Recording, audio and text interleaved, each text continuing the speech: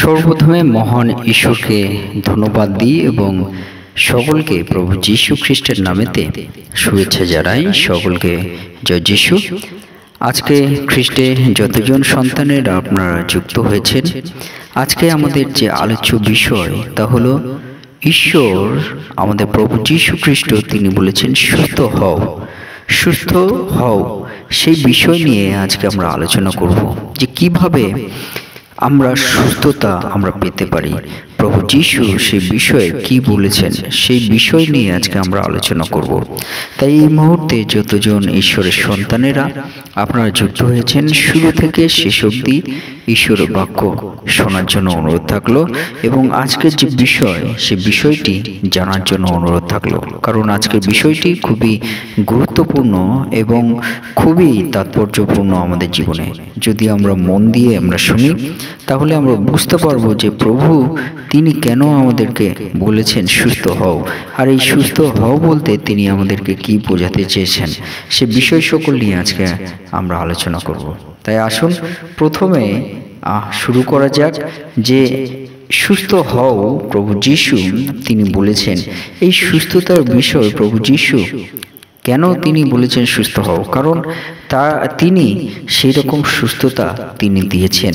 যদি আমরা আপনাদেরকে উৎসাহিত করতে চাই, মথি তার 9 অধ্যায় 2 থেকে 7 পদে প্রভু যীশু খ্রিস্ট তিনি বলেন যে তিনি একজন পক্ষাঘাতী লোককে তিনি সুস্থ করেছিলেন এবং বলেছিলেন ওঠো এবং তোমার খাট তুলিয়া লইয়া তুমি গৃহে যাও।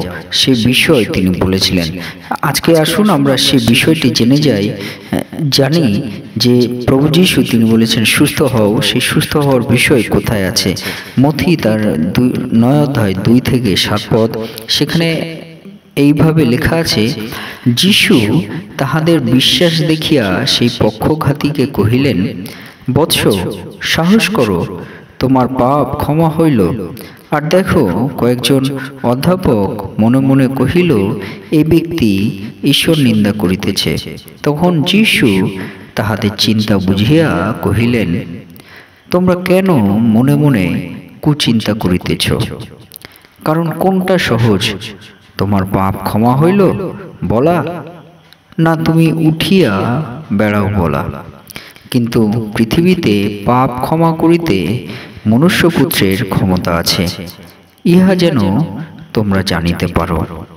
এই জন্য তিনি সেই পক্ষঘাতীকে বলিলেন, উঠো, তোমার শয্যা তুলিয়া লও এবং তোমার ঘরে চলিয়া যাও।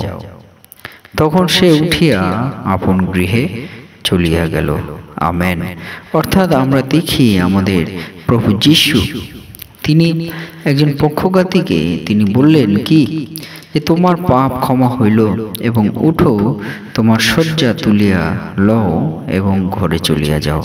অর্থাৎ প্রভু যীশু তিনি বলছেন সুস্থ হও, আর তিনি কেমন সুস্থতা তিনি দিলেন? পাপ ক্ষমা করলেন এবং তিনি সুস্থতা দিলেন। বললেন তোমার খাট তুলিয়া লইয়া তোমার শয্যা তুলিয়া লও এবং ঘরে চলিয়া যাও। উঠো, তোমার শয্যা তুলিয়া লও এবং ঘরে চলিয়া যাও।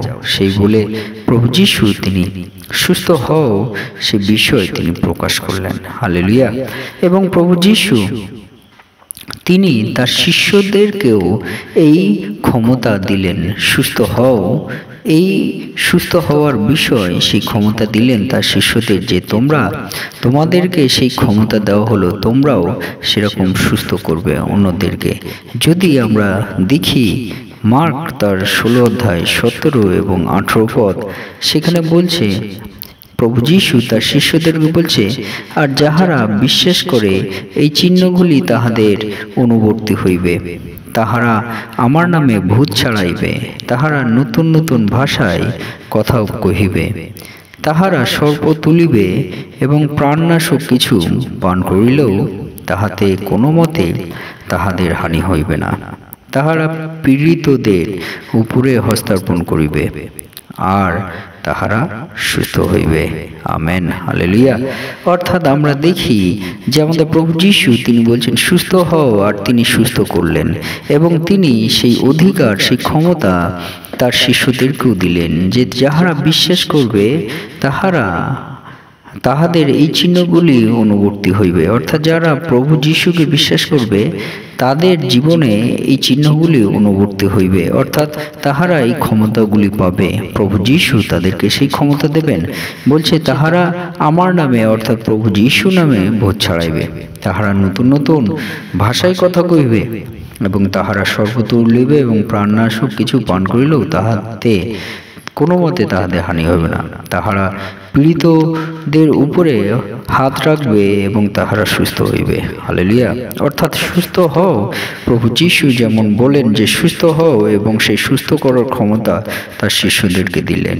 এবং কেউ যদি অসুস্থ হয়, তাদের সুস্থ হওয়ার প্রয়োজন হয়, ঈশ্বর তাদেরকেও বলছেন যে কি বলছেন, যাকব তার 5 অধ্যায় 14 এবং 15 পদে বলছে, যদি তোমাদের মধ্যে কেউ অসুস্থ থাকে তাহলে তোমরা সেই তোমাদের প্রাচীনদের কাছে যাও এবং প্রার্থনা সহকারে সুস্থতা তোমরা হবে। যেমন আমরা দেখি যাকব তার 5 অধ্যায় 14 এবং 15 পদে সেখানে বলে, তোমাদের মধ্যে কেউ কি রোগগ্রস্ত, সে মণ্ডলীর প্রাচীন বর্গকে আহ্বান করুক, এবং তাহারা প্রভুর নামে তাহাকে তৈলাভিষিক্ত করিয়া তাহার উপরে প্রার্থনা করুন। তাহাতে বিশ্বাসের প্রার্থনা সেই পীড়িত ব্যক্তিকে সুস্থ করিবে, এবং প্রভু তাহাকে উঠাইবেন। আর সে যদি পাপ করিয়া থাকে তবে তাহার মোচন হইবে। Amen, hallelujah. অর্থাৎ প্রভু তিনি আমাদেরকে বলছেন, যদি কেহ রোগগ্রস্ত হয়, অসুস্থতা হয়, সে মণ্ডলীতে যাক এবং প্রাচীন বর্গকে, চার্চে মণ্ডলীতে প্রাচীন বর্গকে আহ্বান করুক, এবং প্রভুর নামে তৈল নিয়ে অভিষিক্ত করে তাদের উপরে, অর্থাৎ তাদের মাথায় হাত রেখে প্রার্থনা করুন, এবং তাহাদের বিশ্বাসের প্রার্থনা সেই পীড়িত ব্যক্তিকে সুস্থ করবে। এবং প্রভু তিনি বলছেন, যদি সে পাপ করিয়া থাকে তাহাতে তার পাপ ক্ষমাও হইবে। আমেন। অর্থাৎ প্রভু তিনি যেমন বলেন সুস্থ হও, সেই সুস্থ হওয়ার ক্ষমতা তার শিষ্যদেরকেও দেন। এবং কেউ যদি অসুস্থ হয়, তাহারা তাদের কাছে গেলে, ঈশ্বরের সন্তানদের কাছে গেলে, যারা ঈশ্বরকে, প্রভু যীশুকে বিশ্বাস করে, তারাও তাদেরকে সুস্থতা দেবে যারা অসুস্থ আছে। প্রভু যীশু সেই ক্ষমতা দেন। তাই প্রভু যীশু যখন বলেন যে সুস্থ হও, এই সুস্থতা বলতে প্রভু যীশু তিনি কি বলতে চান? সুস্থ হও বলতে প্রভু যীশু তিনি বলতে চান যে তার সেই ক্ষমতা আছে, তার সেই ক্ষমতা আছে, তার সেই শক্তি আছে সুস্থতা দেওয়ার। যে সুস্থ হও, প্রভু যীশু বলছেন। এই কথা বলার প্রথম কারণ হলো যে প্রভু যীশুর সেই অধিকার আছে সুস্থতা করার, প্রভু যীশুর সেই ক্ষমতা আছে সুস্থতা করার। 2 নম্বর বিষয়, প্রভু যীশু তিনি বলছেন সুস্থ হও। আর এই সুস্থ হওয়ার মধ্য দিয়ে প্রভু যীশু আমাদেরকে কি বলতে চান? যে তোমার বিশ্বাসকে তুমি প্রকাশ করো। অর্থাৎ আমরা যদি সুস্থ হতে চাই, আর এই সুস্থ হওয়ার মধ্য দিয়ে আমাদের বিশ্বাস আমরা প্রকাশ করতে পারি। যদি আমরা প্রভু যীশুতে বিশ্বাস করি ইচ্ছা অনুযায়ী, আমাদের ইচ্ছা সহকারে, তাহলে আমরা সুস্থতা আমরা পেতে পারি। সে বিষয়ে প্রভু যীশু তিনি বলেন যে প্রভু যীশু বলছেন, তুই উঠো, খাট তুলিয়া, তোমার শয্যা তুলিয়া তুমি চলিয়া বেড়াও এবং ঘরে চলে যাও। এই মধ্য দিয়ে আমরা যদি সেই বিশ্বাসকে আমরা অভ্যাস করি, প্রভু যীশুতে আমাদের বিশ্বাস যদি অভ্যাস করি, তাহলে আমরা সেই আরোগ্যতা আমরা পেতে পারি। তাই সুস্থ হও বলতে আমাদের বিশ্বাসের অভ্যাস আমাদের করতে হবে। আমরা প্রতিনিয়ত যেন প্রভুতে বিশ্বাস করার অভ্যাস আমরা করি, তাহলে আমরা সেই সুস্থ আমরা হতে পারবো। 3 নম্বর বিষয়, যে সুস্থ হও বলতে প্রভু যীশু তিনি কি বলতে চান? সুস্থ হও বলতে প্রভু যীশু তিনি বলতে চান যে তিনি ঈশ্বরের শক্তি প্রকাশ করেছেন তার কার্যের মধ্য দিয়ে, যাতে অন্যদের জীবন পেতে পারে। Amen, hallelujah. অর্থাৎ সুস্থ হও বলতে এই মধ্য দিয়ে প্রভু যীশু পিতা ঈশ্বরের শক্তি প্রকাশ করেছেন আমাদের কাছে। যে পিতা ঈশ্বরের ক্ষমতা, যে শক্তি আছে, তা আমরা দেখতে পাই, আমরা জানতে পাই। সেই বিষয়ে আমরা এই সুস্থ হও বলা নিয়ে আমরা বুঝতে পারি। তাই সুস্থ হওয়া বলতে আমাদের মনে রাখতে হবে প্রভু যিশুর অধিকার এবং ক্ষমতা আছে। 2 নম্বর, সুস্থ হওয়া বলতে আমাদের বিশ্বাসের অভ্যাস করার দরকার আছে, এবং সুস্থ হওয়া বলতে ঈশ্বরের শক্তির প্রকাশনা আমরা পাই, আমরা মনে রাখি।